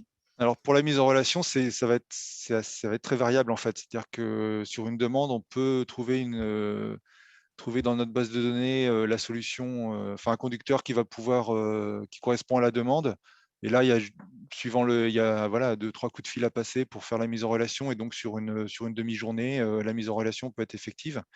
Ensuite, si on n'a pas la solution tout de suite dans la base de données, il y a une recherche plus conséquente à faire à la fois sur WesGo, par des SOS covoiturage. Il faut mobiliser le réseau justement de référents ou de prescripteurs pour essayer de trouver des solutions. Et là, on peut être sur une journée et demie de travail pour une mise en relation, quoi. Et l'enjeu, justement, c'est vraiment d'avoir aussi un pool de conducteurs plus conséquent, ce qui permet notamment de réduire ce temps de mise en relation et de limiter le travail de recherche en fait pour apporter une solution, quoi. Mais on n'a pas, c'est très variable suivant les demandes et le type de demande, et aussi l'urgence de la demande. C'est-à-dire que quand les gens nous appellent pour le lendemain, on va être mobilisé un peu plus rapidement que quand c'est pour la semaine d'après. On peut se laisser le temps un petit peu des fois de chercher des solutions de covoiturage un peu plus larges, quoi. D'accord. Et justement, sur les différentes solutions qui sont développées, qui peuvent être proposées, vous avez parlé de la mobilisation de plateformes comme WesGo ou l'appui sur des plateformes existantes. Est-ce que vous avez d'autres réseaux ou modalités que vous pouvez utiliser au-delà d'une mise en relation classique entre un offreur et un demandeur de trajet? Donc, je ne sais pas, peut-être Blablacar ou d'autres plateformes de ce style-là qui proposent déjà des services de covoiturage. Ce qui se passe, c'est que sur les autres sites de covoiturage, on est plutôt sur du covoiturage domicile-travail, donc sur lesquels on n'a pas forcément accès. Et puis, le service, c'est la mise en relation, elle est gratuite aujourd'hui. Et donc, sur Wesgo, on peut trouver des solutions sans avoir à payer préalablement le trajet. Et donc, pour l'instant, on s'appuie surtout sur Wesgo. Il n'y a pas de recherche forcément sur les autres opérateurs. Donc non, aujourd'hui, c'est Wesgo, la base de données conducteur, qui est aujourd'hui, pour le covoiturage de proximité, qui est un fichier Excel. Hein. Donc, c'est les deux outils en fait, qu'on utilise. On n'élargit pas aujourd'hui. D'accord. Et justement, sur la partie, vous nous avez présenté un petit peu le rôle des communes et de la CCA dans la mise en place de ce covoiturage de proximité, aussi à travers l'enclenchement du plan de déplacement. Il y avait une question sur, dans le cadre de la mise en place de l'expérimentation, la répartition des rôles entre la CCA et les personnes qui font partie du projet EOP. Est-ce que vous pouvez nous décrire très rapidement un petit peu de quoi est chargé chaque partenaire? Alors, pendant l'expérimentation, entre l'agglomération et EOP, Oui. principalement. En fait, pendant l'expérimentation, donc il y avait un mi-temps qui était un salarié EOP. Donc, c'est eux qui avaient en charge vraiment tout ce qui était animation sur le territoire, mise en relation, création des outils de communication. Nous, on était quelque part juste financeurs en fait du projet et suivi politique. Enfin voilà, il y avait un retour aux commissions vis-à-vis des élus sur l'avancement du projet. Donc on a financé, il y avait un partenariat, une convention de partenariat avec EOP pour les 3 ans d'expérimentation. On avait eu, nous, de notre niveau, une aide, on a reçu une aide de l'ADEME pendant les 3 ans d'expérimentation. Et depuis 2022, là, donc la convention de partenariat sur l'expérimentation s'est terminée. Donc là, on y allait progressivement aussi parce qu'en interne, on n'avait pas forcément tout de suite les moyens d'y répondre. Mais aujourd'hui, en fait, l'animation sur le territoire est réalisée par CCA, ce qui était aussi plus facile parce que EOP, c'est une association qui est basée à Rennes et il y avait un besoin de proximité. Donc, on a ressenti aussi vis-à-vis des communes. Et donc, d'avoir un agent CCA qui était sur place, c'était plus facile aussi vis-à-vis des animations. Et aujourd'hui, EOP garde par contre la partie, on va dire, réception des demandes, standards téléphoniques, recherche et mise en relation. Donc aujourd'hui, l'animation est réalisée par CCA et la mise en relation est réalisée par EOP. Par contre, la partie de l'année prochaine, on va tout intégrer en fait dans les services CCA et donc c'est CCA qui va il y a un tiers-temps pardon qui va être dédié à ça et qui va travailler sur l'animation sur le territoire et sur le travail de mise en relation. D'accord. Merci pour cette clarification. Pour la prochaine question, ça rejoint un petit peu deux interrogations qu'il y a eu de la part des participants sur la rémunération des trajets qui sont offerts par ceux qui ont des possibilités d'offrir ce trajet en covoiturage. Donc, première question, pour savoir si les conducteurs sont rémunérés et si oui, par les passagers ou par la CCA. Et une deuxième question qui rejoint un petit peu celle-là, sur des solutions. Est-ce que vous avez une connaissance, une opinion sur les solutions comme Klaxit qui considère le covoiturage comme un transport en commun avec la possibilité d'offrir une subvention pour ceux qui offrent ce type de service? Alors, aujourd'hui, quand on met les personnes en relation, elles ont la personne qui transportait la possibilité d'indemniser le conducteur. Lors de la mise en relation, si le conducteur souhaite être indemnisé, on donne un montant indicatif en fait aux 2 personnes et elles se mettent d'accord. Dans les faits, en fait, là, on est vraiment sur des trajets de très courte distance. Là, c'est 3-4 km. On est plutôt sur un usage de solidarité. Et donc, dans les faits, aujourd'hui, on n'a jamais eu de personnes à échanger de l'argent. Après, peut-être qu'ils se sont dépannés, où il y a eu du troc, je ne sais pas, enfin, ils se sont arrangés. Mais il y a le service, en tout cas, la mise en relation est gratuite. Et ensuite, le conducteur et le passager se mettent d'accord s'il y a un échange ou pas d'argent sur le trajet. Mais vu la courte distance, on est sur des sommes très minimes. Et donc, la plupart du temps, il n'y a pas d'échange d'argent.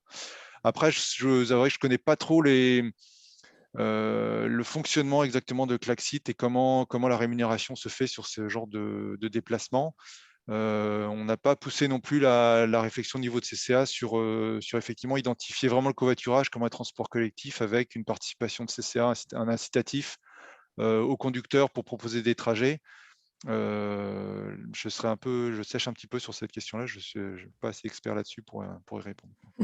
C'est pas grave. Sur les autres questions, on a eu des réponses bien étayées, donc c'est pas un problème. Mais c'est vrai que c'est intéressant cette question effectivement de la rémunération, du mode de fonctionnement entre Ouais. offreurs et Après, demandeurs. reste sur ces questions-là la question de la preuve de covoiturage, qui est un sujet assez complexe, où voilà, à partir du moment où il y a une rémunération d'un conducteur et de la part d'une collectivité, il faut qu'en tant que collectivité, on ait la preuve qu'il y a bien eu un système de covoiturage. Donc, il y a des outils au niveau national qui sont développés, mais qui aujourd'hui, suivant les sites et suivant le type de covoiturage, sont assez complexes à mettre en place et reposent beaucoup sur des outils numériques, des applications. Nous, on a quand même un public sur notre service de covoiturage de proximité qui est un public âgé, pour aller à un rendez-vous médical, pour aller faire des démarches administratives. Et donc, rajouter quelque part, on va dire, une complexité avec du numérique. On voit bien que c'était aussi une limite à notre service. Et ce qui est aujourd'hui bien apprécié, c'est vraiment que tout se passe par téléphone et qu'il n'y a pas d'application derrière. C'est le retour qu'on a aussi, quoi, la simplicité du coup de fil. Quoi. D'accord. Alors, il y aura encore plein de questions à traiter. Je vais en choisir arbitrairement une pour clôturer ce temps de questions-réponses. Et peut-être je vous inviterai à aller voir dans le chat les autres questions si jamais vous souhaitez y répondre. Sur donc cette dernière question sur les conseils en quelques mots-clés que vous pourriez donner à une collectivité qui souhaite se lancer dans un projet similaire. Qu'est-ce que vous donneriez comme principale ligne de conduite assez rapidement ou de conduite de projet ou de conseils pour cette collectivité? Lors du lancement, c'est pas de ne pas lésiner sur les moyens humains, en tout cas, à mettre en œuvre. Là, on avait un mi-temps pour le lancement du projet et c'était effectivement un minimum. Il y a quand même, on touche en fait à des actions qui sont liées au changement de comportement, un autre usage de la voiture, et donc ça prend du temps. Et il faut vraiment avoir des moyens humains pour communiquer et d'aller à la rencontre des habitants. Et que le simple communication, réseaux sociaux ou autres ne suffit pas.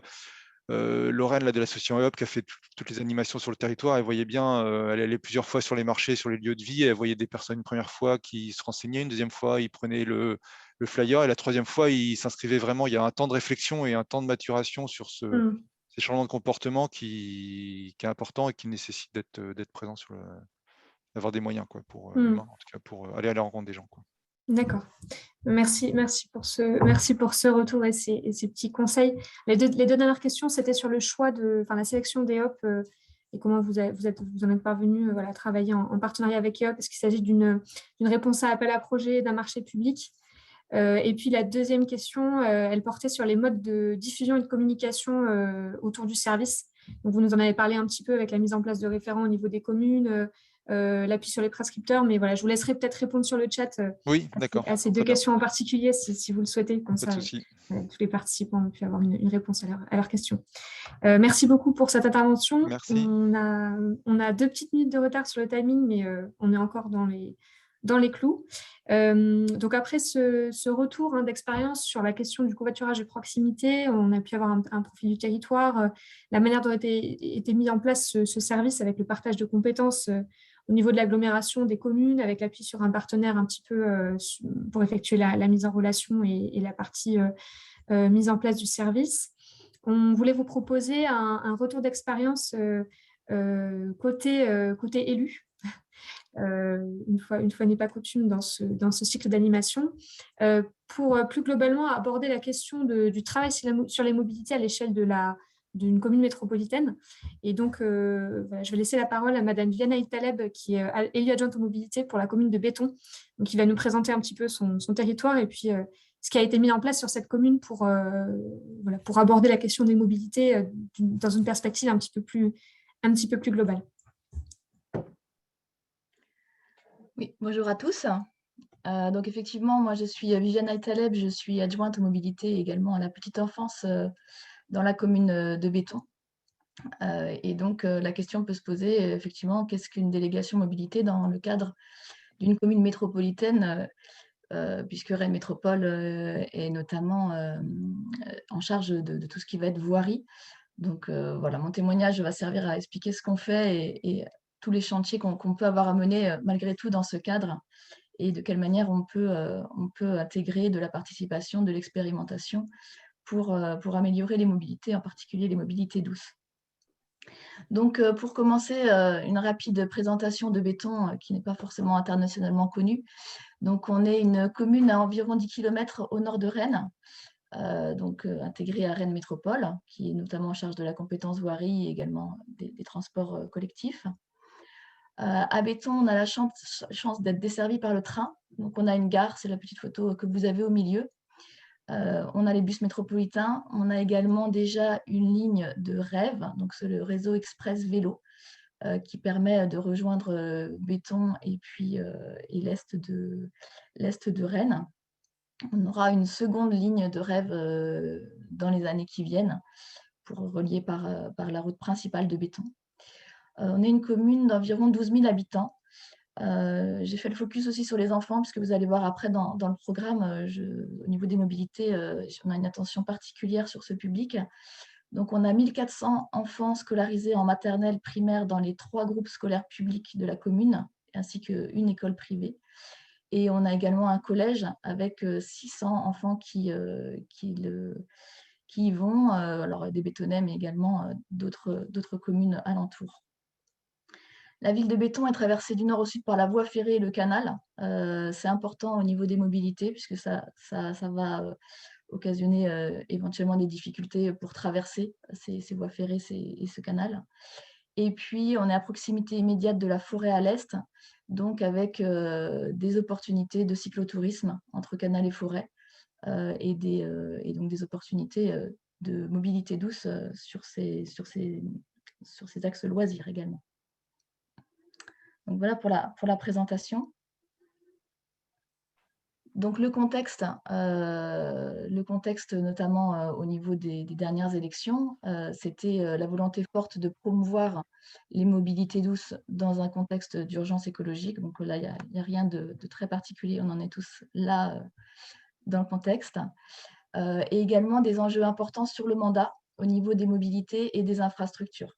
C'est-à-dire que sur ce mandat, on a le remplacement du passage à niveau principal de la ville, donc celui qui passe vraiment au milieu, par une trémie, donc un passage sous la voie. Donc c'est un très très gros projet, très coûteux et très long, mais qui doit permettre de vraiment fluidifier la circulation et d'urbaniser l'est de la ville, qui l'est moins, sans occasionner de risques pour les voitures, tous les habitants. Et on a également un projet de seconde ligne de réseau express vélo qui doit également arriver dans le mandat et pour relier Béton à Rennes via Maison Blanche, donc la commune de Saint-Grégoire. Donc des enjeux importants sur les mobilités et également des nombreuses attentes des citoyens sur le sujet des mobilités en général et du vélo en particulier.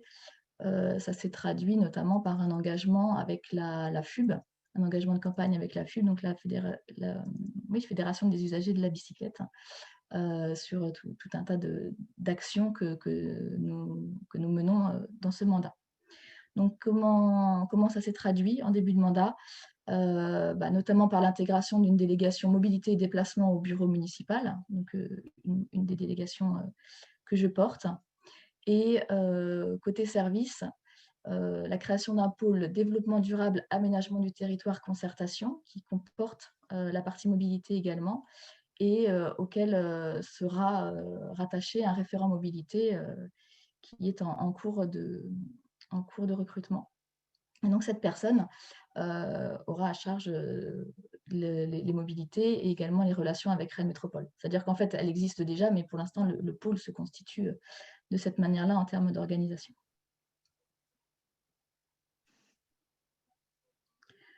Donc, en termes de priorité du mandat, on est vraiment sur la favorisation des mobilités douces et actives et du vélo en particulier par des actions de sensibilisation et des aménagements. Donc, c'est censé se traduire par un plan stratégique vélo, dont on va parler un petit peu plus tard, qui va être en cours d'écriture. La sécurisation des abords des écoles et la sensibilisation des enfants en mobilité douce et active. Gros travail, vu le nombre d'enfants et le nombre d'écoles, mais bon, amener les écoliers à venir à pied ou à vélo, c'est un enjeu de santé, c'est un enjeu d'environnement. C'est tout un tas de choses qui peuvent… on sait que c'est eux qui vont éventuellement pousser leurs parents également à adopter le vélo ou la marche à pied, puisqu'ils vont être promoteurs et que les parents vont se sentir un peu obligés, ils vont peut-être prendre d'autres habitudes. Et puis eux, pour leur futur, pour leur santé, on est vraiment sur des actions qui peuvent être intéressantes sur le long terme. Et puis, troisième axe, troisième priorité qui a beaucoup d'importance et qui a beaucoup d'impact sur le temps de travail et sur les actions que l'on mène, c'est l'intégration des citoyens au travail sur les mobilités pour être au plus près de leurs attentes. Donc, une vraie volonté de participation citoyenne de manière générale et en particulier sur les mobilités, puisque c'est la première délégation sur laquelle on a amorcé ce travail de participation citoyenne. Donc, du coup, la démarche mobilité, on l'articule autour de 2 axes. Donc, le premier axe, c'est le lien ténu avec les interlocuteurs de la métropole.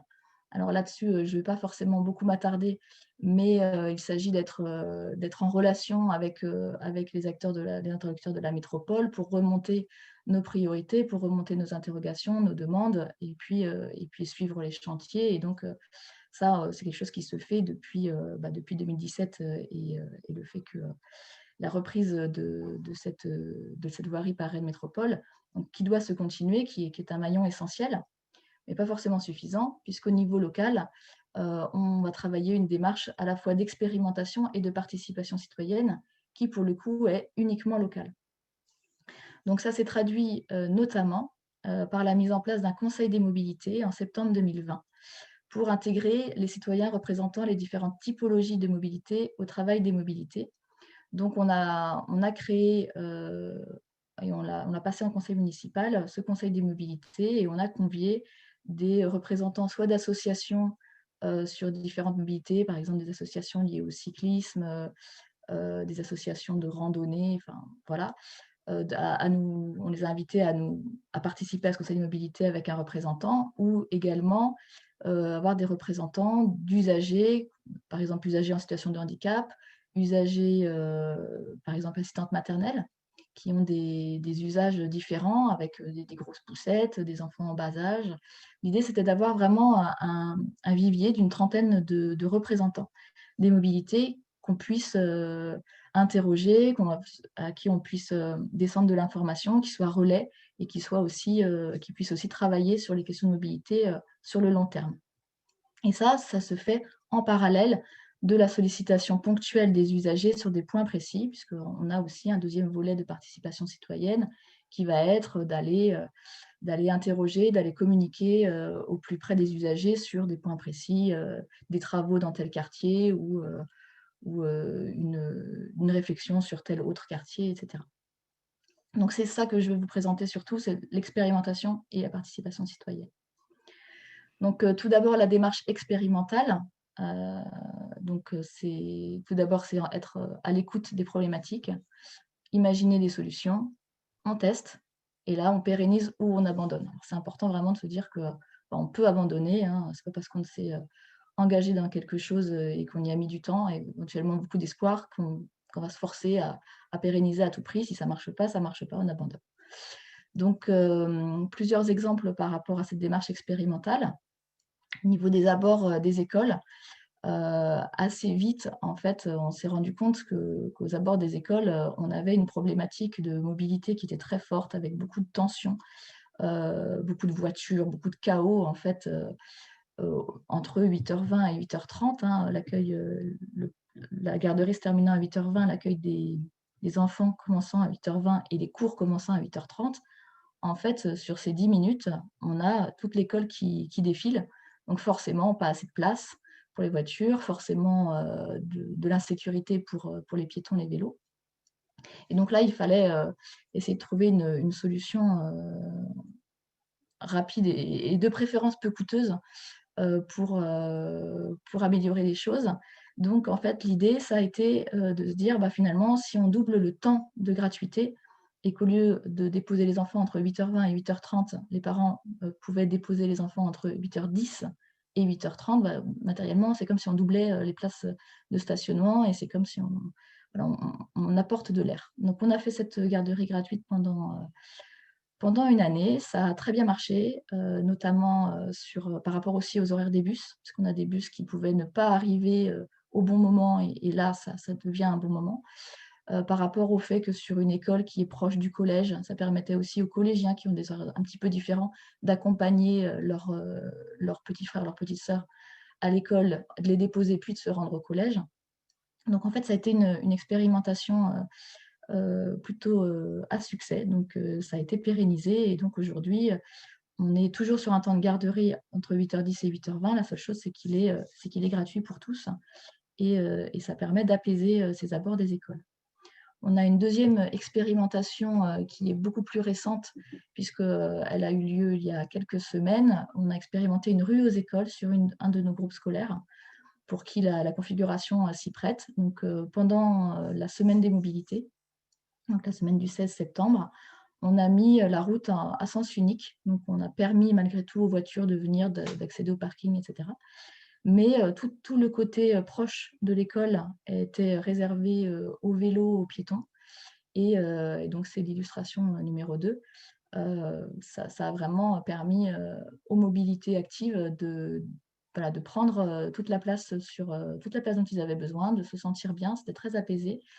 Ça nécessitait quand même de mettre en place des barrières et de les retirer. Donc, sur une pérennisation, il faudra penser une organisation. Mais ça a été très bien accueilli. Donc, on n'en est pas encore à se dire qu'on va pérenniser, parce qu'il y a des choses à réfléchir. Mais sans doute réitérer l'expérience, voire pourquoi pas pérenniser à l'avenir. Autre expérimentation qu'on a pu mettre en place, c'était par rapport, alors c'est toujours sur la slide, c'était une illustration qu'on a retirée. C'est la slide d'avant, toujours la slide A. Voilà. C'est l'expérimentation de la mise à disposition des minibus. Donc on est sur des citoyens qui habitent en zone périurbaine. Enfin, ils sont plutôt sur des hameaux. Et donc, ils n'ont pas de bus, parce que les routes sont trop étroites, trop sinueuses pour que les bus y circulent. Forcément, en vélo, c'est un petit peu, c'est pas très adapté non plus. Et donc, ils nous ont sollicité pour mettre à disposition un minibus municipal et faire du covoiturage avec un minibus. Donc, on l'a fait entre la Toussaint et Noël l'année dernière. On leur a mis à disposition un minibus municipal. Et donc, ils se sont essayés. Là, pour le coup, c'est l'exemple d'une expérimentation qui n'a pas fonctionné, puisque au départ, ils étaient beaucoup à être motivés pour effectuer les trajets, pour que la mairie prête les minibus. Et puis, finalement, il y a assez peu de personnes qui ont joué le jeu quand il s'agissait vraiment d'aller chercher le minibus et vraiment d'aller faire le covoiturage. Et au final, l'association n'a pas souhaité pérenniser l'expérimentation. Donc, on est content de l'avoir fait. Et finalement, ce n'est pas quelque chose qui va se pérenniser. Donc voilà pour la démarche expérimentale. Alors ensuite, le volet participation citoyenne. Donc je vous parlais du Conseil des mobilités, donc on appelle le COMOB. On les sollicite par groupe de travail. Ils ont créé des groupes de travail sur des thématiques particulières. Notamment, on a eu un groupe de travail initialement sur la réduction de la vitesse à Béton, qui a duré 6 mois, entre janvier et juillet 2021. Ils ont regardé tous les endroits où la vitesse leur semblait excessive, et ça a amené les élus à opter pour la ville à 30 km/h. Donc, on a passé l'intégralité de la ville de Béton à 30 km/h en juillet dernier. Même si le COMOB en tant que tel n'a pas souhaité se prononcer pour ou contre le 30 km/h généralisé, en tout état de cause, leur travail nous a permis de nous rendre compte qu'il y avait une forte attente sur l'apaisement de la vitesse. On a un autre groupe de travail qui a remonté tous les points noirs vélo. Donc, vous avez la carte, toute une frama-carte avec tout un tas de points. Donc, ça, c'est ce qui va alimenter le fameux plan stratégique vélo qui va être à écrire. Ça, en plus du baromètre des villes cyclables et des autres remontées qu'on peut avoir. Et puis, on a un autre groupe qui travaille plutôt sur les transports en commun et qui a été mis en relation avec Keolis. Et c'est l'illustration à droite. Ça a donné lieu en fait à des plans de quartier. Donc en fait, Béton est divisé en 4 zones, et Keolis a fait des plans de quartier qui mettent en évidence les transports en commun dans le quartier, avec les points d'intérêt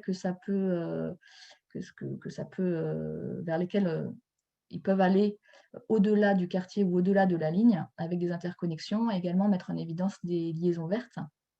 Donc, de manière à essayer de pousser les habitants à se rendre compte que, en fin de compte, oui, j'ai tel bus qui passe, mais il ne va pas juste là-bas. En fait, si je le prends et que je change et que je prends le métro, je peux aller à la préfecture ou je peux aller à droite, à gauche. Donc, ça, c'est quelque chose qui vient de sortir et qui va être également affiché dans les arrêts de bus des quartiers en question.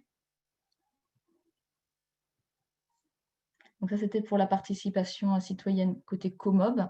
Et enfin, sur la participation citoyenne hors COMOB, donc l'écoute citoyenne, l'idée, c'est de recevoir, d'écouter les citoyens ou les groupes de citoyens qui se mobilisent pour demander des aménagements. Alors plutôt quand ils sont plusieurs, hein, parce que l'idée n'est pas de faire des aménagements pour une personne, bien sûr.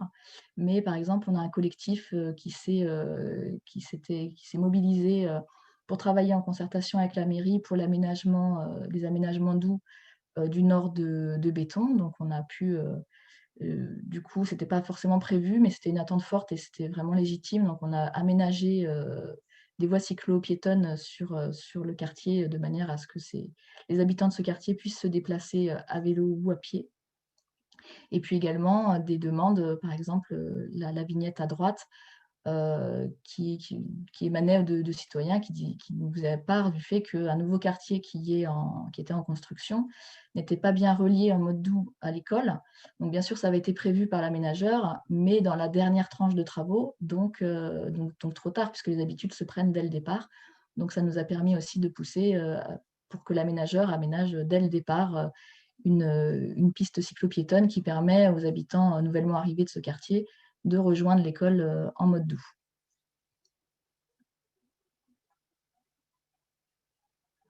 Donc finalement, les retours d'expérience en termes d'expérimentation. L'expérimentation, à mon sens, est une démarche qui est vraiment pragmatique et rapide. Après, il faut bien se dire que ça peut amener à l'abandon du projet et donc éventuellement gérer la frustration des citoyens qui peuvent être à l'initiative. C'est pas forcément évident pour eux d'avoir eu une bonne idée et de se rendre compte à l'usage que cette idée n'était pas si bonne. Donc, il faut juste l'avoir en tête et bien mettre les garde-fous au départ pour expliquer que ça peut être abandonné et que c'est le jeu quelque part. Ensuite, sur la participation citoyenne, comme c'est un volet fort du travail sur les mobilités, alors on a vu qu'on a des résultats concrets et riches, hein, je ne vous ai pas tout détaillé, mais il faut quand même atténuer, ou en tout cas mettre aussi en regard les difficultés. Donc au niveau du COMOB, sur le long terme, on expérimente des difficultés puisqu'on a pas mal de turnover, un décalage entre les attentes citoyennes et le temps municipal. En fait, les citoyens vont penser qu'en demandant quelque chose, 3 mois plus tard, ils vont l'avoir. Or, le temps municipal est beaucoup plus long, les décisions ne se prennent pas non plus à ce niveau-là. L'animation est très chronophage, il faut des compétences de gestion de groupe. Donc, l'enjeu aujourd'hui, c'est de maintenir les citoyens, les élus, les services mobilisés autour d'un projet commun à long terme, éventuellement avec des ajustements de fonctionnement. Nous, on ne s'interdit absolument pas, même là-dessus, d'expérimenter, de changer pour arriver à un modèle de participation citoyenne qui convienne à tous. Pour les réunions ponctuelles d'usagers, c'est beaucoup plus simple que sur le long terme. Par contre, forcément, le projet, il faut le construire en amont ou en parallèle et simplement l'ajuster. Et puis, on a toujours l'écueil de la représentativité des parties prenantes, même si on convie un quartier, on a toujours ceux qui ne sont pas venus, qui vont dire qu'ils n'étaient pas au courant et que c'était ni fait ni à faire. Bon, c'est un peu le jeu. Voilà. Merci pour cette intervention. Je pense que c'était très intéressant parce qu'on a eu à la fois une idée un petit peu du profil du territoire, des différents usages en termes de mobilité qui pouvaient se dérouler sur la commune, de comment une commune se saisit de cette question des mobilités en termes organisationnels, de quelles compétences elle mobilise, sur quels acteurs elle s'appuie au niveau du territoire, notamment avec la mise en place de ce COMOB qui permet d'avoir un petit peu des remontées directes des usagers avec le bilan que vous en faisiez à la fin. On a eu aussi des exemples très concrets d'aménagements qui ont été mis en place. Et justement, on a une question de l'un des participants sur les choix d'aménagement qui ont été mis en place, notamment la mise en place de voies mixtes. Donc, il y a effectivement des exemples de mise en place de voies mixtes sur le territoire que vous présentiez en fin d'intervention. Est-ce que c'est une volonté de privilégier ce mode d'aménagement? Comment vous avez réfléchi ce sujet à la fois de l'acheminement piéton et de la question de la place du vélo dans la commune? Alors, c'est vrai que ça, c'est une question qui revient souvent. Est-ce que c'est une bonne chose ou une mauvaise chose de faire de la voie mixte? Donc, l'intérêt, évidemment, de la voie mixte, c'est qu'on résout d'un coup à la fois les problématiques éventuellement des vélos et également des piétons. Après, clairement, la voie mixte, elle est à privilégier plutôt pour des déplacements loisirs à vélo ou d'enfants. Et elle ne va pas être très indiquée pour des déplacements de vélos taffeurs, par exemple, qui veulent aller très vite, ou des vélos électriques. Donc là-dessus, la position, c'est quand même de se dire que sur des axes domicile-travail ou pour les vélos électriques, leur place est plutôt sur la route ou sur des voies dédiées, comme par exemple le réseau express vélo. Le réseau express vélo, ce sont des routes vraiment, des autoroutes à vélo presque. Le but, c'est vraiment d'aller vite.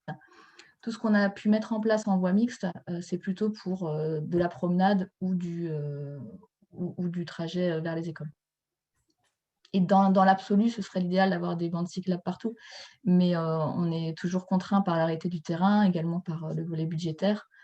Donc la voie mixte, dans certaines conditions, c'est ce qui est le plus pragmatique et efficace. D'accord, merci pour ce retour et on vous dit merci aussi dans le chat pour votre réponse. Une question de Madame Chargy sur... non, pardon, on va traiter d'abord le point d'avant sur la question du lien avec la métropole et notamment le fait que Rennes Métropole ait mis en place une application participative pour faire remonter les problèmes liés à la voirie. Est-ce que vous avez des retours là-dessus ou prévu de solliciter les citoyens sur le sujet? Et même un peu plus largement, on peut peut-être élargir la question sur la manière dont vous effectuez ce lien avec les interlocuteurs côté métropole, puisque ça faisait partie d'un des axes importants de la démarche, de faire le lien avec cette partie métropolitaine. Alors, cette plateforme participative, effectivement, j'en ai eu vent, mais de manière très, très légère. Je ne crois pas qu'elle soit vraiment utilisée à Béton et c'est peut-être quelque chose qui serait à creuser d'ailleurs. Mais aujourd'hui, nous, les remontées des citoyens, on les a beaucoup par des voies très, très traditionnelles. C'est des courriers, des interpellations ou du bouche à oreille et des représentants du COMOP qui peuvent nous remonter des choses. On n'a aucune remontée en fait de cette application participative de la métropole. Alors sans doute que ça nous revient sans doute, mais déjà pré-traité et sous d'autres formes. D'accord, merci pour ce retour. Et sur une autre question sur la mise en place des aménagements au niveau de la commune, que ce soit des aménagements transitoires en réflexion pour l'observation ou des aménagements un petit peu plus pérennes, comme les exemples que vous présentiez en fin d'intervention. Comment vous percevez l'usage de ces aménagements? Est-ce qu'il y a des retours d'expérience qui sont effectués sur une durée plus ou moins longue de l'usage de ces différents projets ou de ces différents aménagements? Alors, on a eu un petit retour déjà sur la mise en place du minibus qui n'est pas forcément un bilan très positif. En tout cas, l'expérimentation n'a pas été prolongée. Mais peut-être il y a d'autres exemples de dispositifs que vous avez expérimentés. Vous avez des retours d'expérience sur comment les citoyens, les usagers se sont saisis de ces dispositifs. Alors, ce qui est le plus simple, c'est quand on est, par exemple, sur le cas du collectif qui s'était mobilisé pour les aménagements, puisque là, on a vraiment des dizaines de personnes qui sont connectées entre elles et qui sont nos interlocuteurs. Donc, dans ce cadre-là, tout le travail qui est fait avec ce collectif, on a des allers-retours, je ne dirais pas fréquents, mais en tout cas réguliers. Et donc, ils peuvent nous remonter, en l'occurrence, dans ce cas-là, c'est leur satisfaction par rapport aux aménagements qui sont faits. Évidemment, ils ont également d'autres demandes et on ne peut pas répondre à toutes les demandes tout de suite. C'est des budgets, c'est de la planification et ils le comprennent très bien aussi quand on leur explique. Mais voilà, les retours qu'on fait, c'est souvent avec les mêmes groupes de personnes que ceux qui nous ont remonté les problématiques. Sachant que ceux qui ne sont pas contents, en général, ils trouvent toujours le moyen de le faire savoir. Donc, pas de souci. C'est le jeu aussi de recueillir les retours d'expérience et les modes d'usage une fois que l'expérimentation a été mise en place. Peut-être une autre question qui pourrait faire appel un petit peu à votre rôle hein, en tant qu'élu. Comment vous percevez le fait de se saisir de cette question de mobilité au niveau de la commune? Est-ce que vous avez l'impression que, du point de vue des autres élus qui sont qui sont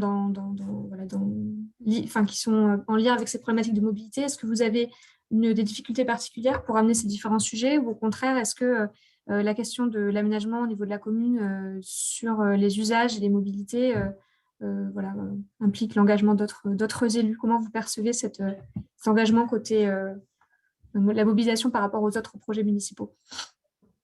Mais par rapport aux autres élus de la commune, vous voulez dire? Oui, par exemple, sur la commune, est-ce que vous avez remarqué qu'il y avait une dynamique particulière autour de cette question des mobilités? Comment votre réseau d'expérience côté élu? Alors, je n'ai pas beaucoup d'expérience côté élu parce que c'est mon premier mandat, donc je ne peux pas vraiment comparer avec ce qui a pu se passer soit dans d'autres communes ou sous d'autres mandats. Non, la question des mobilités, je pense du fait du contexte, du fait de l'urgence écologique, les mobilités douces, la santé, etc., tout ce dont on a pu parler ce matin, c'est quelque chose qui est largement partagé. Et en fait, c'est une dynamique collective. Tous les élus sont tout à fait au fait de la nécessité aujourd'hui de promouvoir les mobilités actives, d'aller vers un environnement plus sain et des personnes plus mobiles. Non, il y a vraiment côté élu, on a une bonne dynamique et une volonté partagée d'aller vers des mobilités actives. Donc, une application générale sur la commune, d'accord. Ouais. Et peut-être on vous posera la même question pour terminer cette séquence de questions-réponses qui avait été posée à l'intervenant précédent sur la manière dont qu'est-ce qu'on pourrait conseiller à une collectivité ou à une commune qui souhaiterait s'engager sur la thématique de la mobilité? Quels seraient vos principaux conseils, ou au contraire les actions à mettre de côté, si jamais vous deviez donner peut-être trois conseils ou trois mots-clés pour pousser d'autres collectivités à s'engager sur des démarches similaires? Alors, je vais avoir une réponse un peu similaire. Ça va être ne pas lésiner le temps humain, ne pas lésiner sur le temps humain qu'on va mettre à disposition, parce que je pense que la participation citoyenne, c'est vraiment quelque chose de très important, mais c'est extrêmement chronophage. C'est un peu ce que je disais en conclusion, enfin en tout cas en retour d'expérience. Ça prend du temps d'écouter, ça prend du temps de revenir vers les gens, il faut gérer les frustrations, les attentes, etc. Et donc ça prend beaucoup de temps, mais c'est malgré tout pour moi le plus important pour coller aux attentes des citoyens. Alors évidemment, on n'est pas toujours en train de dire oui, hein, on est même souvent en train de dire non, ou oui, mais différemment, parce que souvent leurs solutions répondent à leurs problèmes. Et nous, on a nécessité d'avoir un regard un peu plus collectif, hein, et de penser aussi aux autres publics et à tout l'écosystème. Donc, il faut faire beaucoup de pédagogie, beaucoup de communication, beaucoup de groupes de travail, de l'animation. C'est vraiment c'est compliqué, mais c'est riche, et c'est vraiment là-dessus que je pense qu'il faut aller, mais bien penser à la fois aux compétences qu'il faut mobiliser, donc la gestion en groupe, la pédagogie, la patience, et puis voilà, c'est prendre le temps, quoi. Prendre le temps et de manière à coller au plus près aux attentes. D'accord, merci pour cette prise de vue. On a une petite dernière question. Alors peut-être, je pense que c'était plutôt adressé à l'ensemble des intervenants. Je pense que spécifiquement lié à votre intervention, mais peut-être que vous avez un retour d'expérience sur ce sujet, ou voilà, une idée particulière à transmettre aux participants. Sur la question du développement de l'offre de vélos en location hors longue durée. Est-ce que c'est quelque chose que vous avez pu expérimenter sur la commune de Béton, ou est-ce que vous avez connaissance de communes où ça s'est expérimenté, lorsque c'est l'agglo qui a la compétence mobilité? Et qu'est-ce qu'on peut mettre en place pour développer cette offre de vélo en location hors longue durée? Alors moi, de mon côté, je ne vais pas avoir vraiment de réponse, parce que c'est effectivement géré au niveau métropolitain. Donc c'est Rennes Métropole qui offre ces locations de vélos et éventuellement d'achat derrière. Donc nous, de notre côté Béton, on ne propose rien à ce niveau-là, et on est un petit peu du coup coup derrière Rennes Métropole sur cette thématique-là. Oui, d'accord, je comprends. Si jamais il y a des participants qui ont une réponse à apporter à cette question qui a été posée, n'hésitez pas à mettre une petite réponse sur le chat pour qu'on puisse explorer cette question. Merci beaucoup en tout cas Madame Aïd Taleb pour cette présentation, ce retour d'expérience qui était très intéressant, à la fois assez généraliste et en même temps très centré sur les expérimentations qui ont été mises en place. Je vous propose qu'on clôture ce cycle d'intervention. Merci à nos 3 intervenants pour s'être prêtés au jeu des questions-réponses en direct sur le chat. Et je vais maintenant, avant qu'on conclue, laisser la parole à Marianne Papeuf qui va vous présenter un petit peu la manière dont on peut retrouver les ressources du cycle d'animation, puisqu'évidemment, à l'issue de ce webinaire, comme de tous les autres événements qui ont été produits sur le cycle d'animation, on aura un ensemble de capitalisations qui seront produites. Je vais laisser la parole à Marianne Papeuf. Oui, merci aux différents intervenants pour leurs expériences diverses sur les questions des mobilités et des centralités.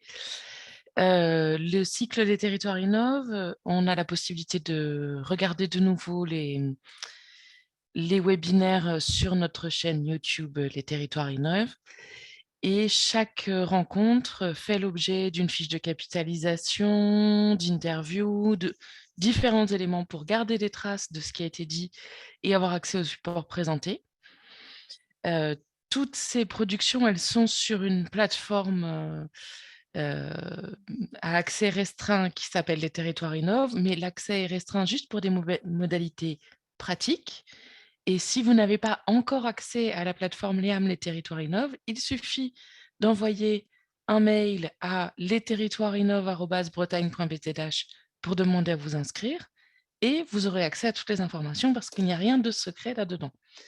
Donc, je vous invite à aller voir la chaîne YouTube qui est pour les 2 cycles, que ce soit pour des territoires innovent pour les centres vivants ou des territoires innovent pour un foncier responsable. Et à vous inscrire à chacune des plateformes sur lesquelles il y a déjà 2 ans de rencontres capitalisées et beaucoup de matière et beaucoup d'informations à votre disposition. Je vous invite aussi à nous rejoindre pour les 2 dernières rencontres de l'année 2022, qui seront le 8 novembre pour la question du recul du trait de côte et le 6 décembre sur le ZAN, donc le zéro artificialisation net, de quoi parle-t-on, comment y parvenir. Les 2 rencontres sont en webinaire, vous recevez les invitations normalement par courriel. Si ça n'est pas le cas, je vous invite à écrire à lesterritoiresinnovent@bretagne.bzh pour recevoir régulièrement les invitations à nos rencontres Les Territoires innovent, donc qui sont organisées par l'État en région, la région Bretagne, la Banque des Territoires et l'établissement public foncier.